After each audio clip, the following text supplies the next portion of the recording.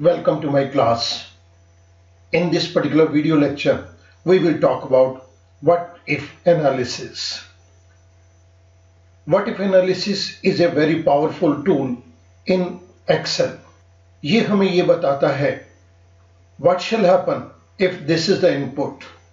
If we make a change in the input, what shall be the result? First we go to Data tab. In the Data tab, we go to What If Analysis. In the case of What If Analysis, there are three tools which are available to us. The first one is Scenario Manager, the second one is Goal Seek, and the third one is Data Table. Data table can be divided into two parts. The first one is Data Table, one variable, and the second one is data table with two variables. For the data table with one variable, it can be divided into column wise, and the second one is row wise. In the case of what if analysis, we are going to talk about data table. In this data table, we will talk about one variable. This is part 1. Let's start with the data table. We go to data. In the data, there is one powerful tool, that is what if analysis. In what if analysis, there are three tools. The first one is Scenario Manager, the second one is Goal Seek, and the third one is Data Table. In this video lecture, we will talk about this data table. This particular data table can be divided into two parts. One is one variable and the second one is two variables. Further, in the one variable, we can divide it into column wise or row wise. First, we are going to talk about column wise. So, data table, one variable, column wise. In order to make you understand one variable data table, I am going to take up a small example. Let's assume that a person wants to borrow rupees 10 lakhs.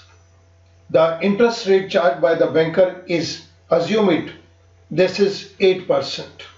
The customer is interested in monthly payment and he says he would like to repay money in 36 months. What shall be the amount of installment?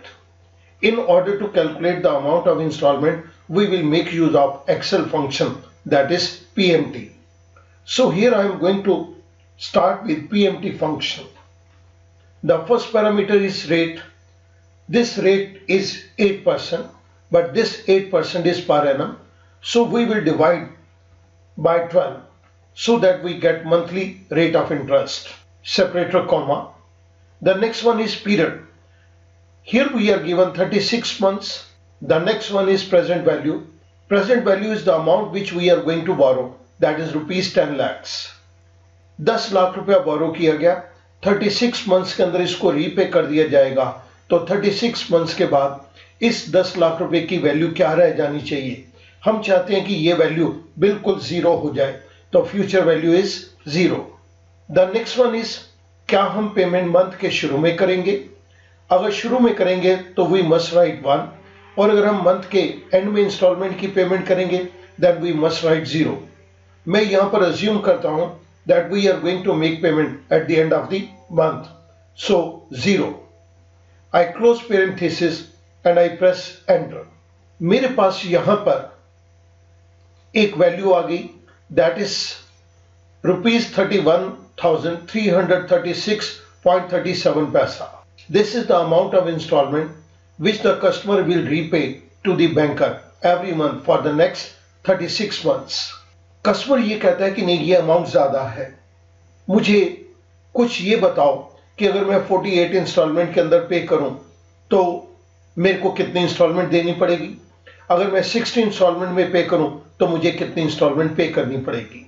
इस बात को जानने के लिए MS Excel के अंदर हमारे पास जो टूल है दैट इज डेटा टेबल. यहां से हम अब डेटा टेबल को कंस्ट्रक्ट करेंगे. मेरे पास एक छोटी सी टेबल बनी हुई है जिसके एक तरफ मंथ है और दूसरी तरफ EMI, इक्वेटेड मंथली इंस्टॉलमेंट. मैं यहां पर equated monthly installment equals to this PMT दे देता हूं. मेरे पास ये अमाउंट आ गया. उसके बाद मैं यहां पर मंथ्स को टेकअप करूंगा। मंथ्स के कॉलम के अंदर मैंने 48 लिखा, फिर 60 लिखा। इन दोनों को सिलेक्ट करके मैं ड्रैग डाउन कर देता हूं। मेरे पास डिफरेंट मंथ्स आ गए इस कॉलम के अंदर। अब मैं इन मंथ्स के अकॉर्डिंगली इक्वेटेड मंथली इंस्टॉलमेंट को कैलकुलेट करना चाहता हूं, तो मैं डेटा टेबल का इस्तेमाल करूंगा। मैंने इस पूरी टेबल को सिलेक्ट कर लिया। I go to data, I go to what if analysis, I go to data table.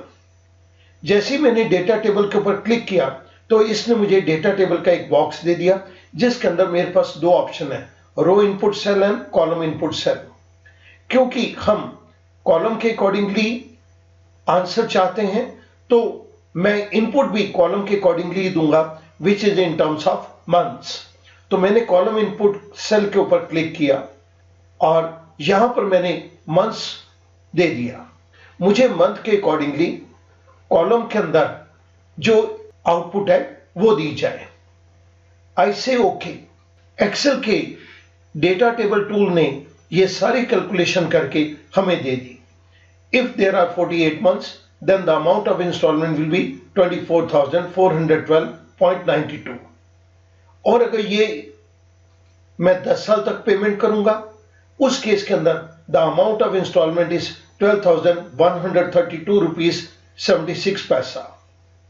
In case I make payment for 20 years, in that case the amount of installment is 8,364 rupees 0.40। हमारे पास ये एक table बन के आ गई, जिसके अंदर हमें ये पता चल गया कि over a different period of time हमारे पास ये कितनी इंस्टॉलमेंट होगी। ये हमें रिजल्ट मिला कॉलम वाइज। मैंने आपकी कन्वीनियंस के लिए ये स्टेप्स सारे के सारे यहां पर दे दिए, और इन स्टेप्स के अंदर ये बतलाया गया है कि हमें क्या करना है। Put C6 into H3। H3 के अंदर आप ये इंस्टॉलमेंट की वैल्यू को डाल दीजिए। पूरी की पूरी टेबल को सिलेक्ट कर लीजिए, G3 टू H20 तक ये पूरी टेबल को सिलेक्ट कर लीजिए। इसके बाद डेटा टैब के अंदर व्हाट इफ एनालिसिस के अंदर डेटा टेबल को सिलेक्ट कीजिए। These are the 3 steps required to solve this particular problem. This is one variable data table in terms of column wise. Now I move on to the next one, that is data table one variable row wise.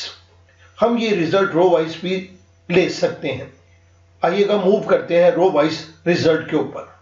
Similarly हम यहां पर same loan amount को take up कर लेते हैं। The loan amount is ₹10 lakhs. The interest rate, let us again assume this is 8%. Period in months, let's again take up 36 months. मैं यहां पर PMT एक बार फिर दोबारा से कैलकुलेट करूंगा। PMT in order to get the installment amount. Rate is 8%, but this is per annum, so I will divide it by 12 in order to get it monthly rate of interest. The next is number of period, that is 36 months. The next one is present value, which is ₹10 lakhs. 36 months के बाद ये value 0 हो जाए और मैं payment करूंगा eight the end of the month. I close parenthesis, I press enter. मेरे पास instalment का अमाउंट आ गया 31,336 रुपीज 0.37। मैं इस सेल के अंदर PMT के अमाउंट को टेकअप कर रहा हूं। ऊपर वाले सेल्स के अंदर मैं मंथ्स को दे रहा हूं 48, 60। स्टूडेंट ध्यान देंगे, आप इस फर्स्ट सेल को छोड़ देंगे। मैंने 48 और 60 मंथ दे दिया। मैंने इन दोनों को सिलेक्ट किया और मैं इसे ड्रैग कर देता हूं। मैंने ये डेटा 240 मंथ्स का लिया है, 20 इयर्स का डेटा लिया है। अब ये मैं पूरी टेबल को सिलेक्ट करता हूं।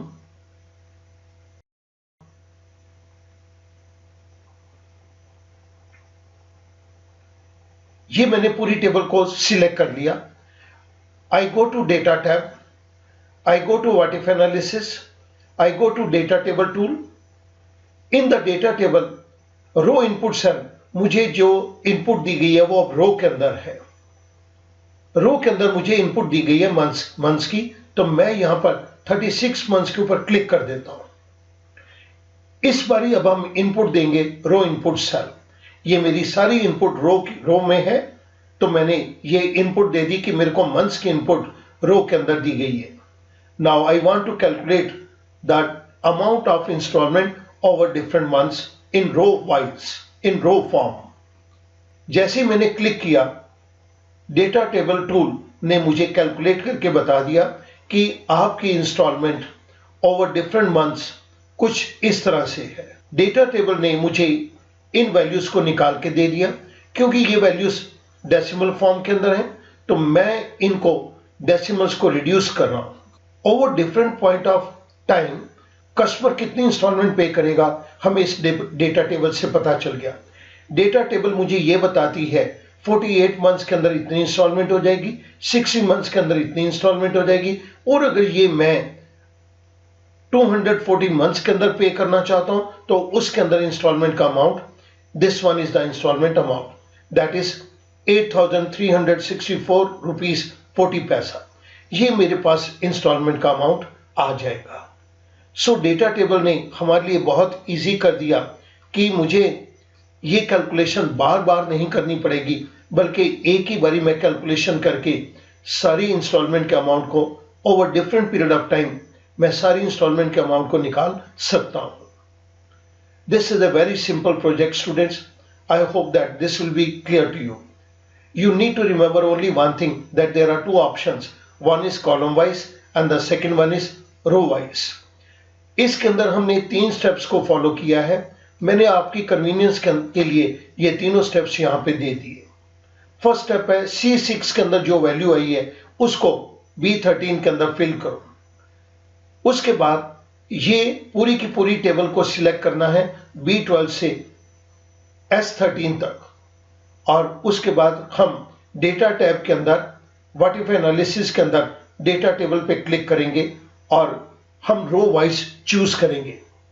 Excel gives us the exact answer. इस पर्टिकुलर टूल ने हमारा काम बहुत आसान कर दिया, that we need not recalculate the amount of installment again and again. हम एक ही बारी के अंदर ये पूरी की पूरी टेबल इंस्टॉलमेंट की कैलकुलेट कर सकते हैं। I hope that the things will be much easier for you. Thank you very much.